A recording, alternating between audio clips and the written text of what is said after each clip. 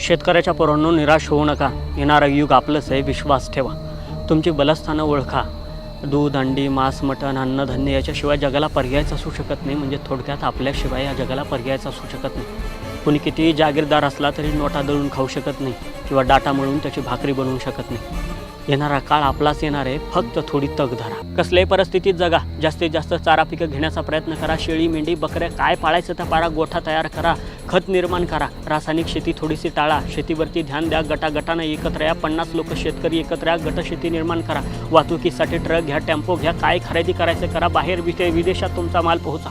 गावकी भावकी हेवे दावे, गावातले भांडणं बांधावरनं भांडणार, जाळ करा या गोष्टीचा. गावातलं राजकारण पेटून द्या. काही घेणं देणं नाही. स्थानिक प्रतिनिधी, साहेब, आमदार ह्या त्या गोष्टी जशी काशी करायची करून द्या ह्यांना. काही घेणं देणं नाही. यांच्या नादाला लागू नका. आपल्याला स्वराज्य उभं करायचं आहे. फक्त या गोष्टीवरती ध्यान ठेवा. आणि शेतकऱ्याच्या पोरांनो, हातातलं तेवढ्या मोबाईलचा जाळ करा. अरे महत्त्वाची माहिती ठीक आहे, पण तासनतास त्याच्यावरती झटत बसायचं, काहीतरी पाहत बसायचं, जिकडं नाही तिकडं डोकं लावायचं, स्वतःचं डोकं हँग करून घ्यायचं. कवर चालणार आहे या सगळ्या गोष्टी. महत्त्वाच्या माहितीपुरता मोबाईल ठीक आहे, परंतु त्या मोबाईलच्या जगातनं थोडंसं बाहेर निघा. शेती व्यवसाय प्रचंड मोठा आहे. जगाला आपल्याशिवाय पर्याय नाही. जेवढं कष्ट करता येईल, राबता येईल, उच्च विचार ठेवता येईल तेवढे ठेवा. अरे एक मर्सिडीजवाला सुद्धा तुमच्या भाजी आणि भाकरीशिवाय जगू शकत नाही.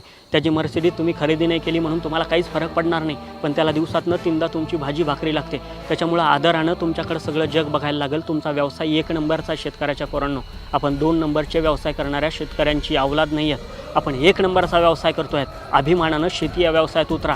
जागे व्हा आणि खऱ्या अर्थानं प्रगतीच्या दिशेनं पहिलं पाऊल आजच टाका.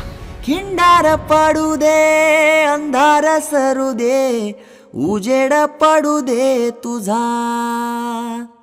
नशिबचा बर काढीत मागर, फिरल मागन तुझ्या. होईल दिवस तुझा उद्याचा, होईल दिवस तुझा.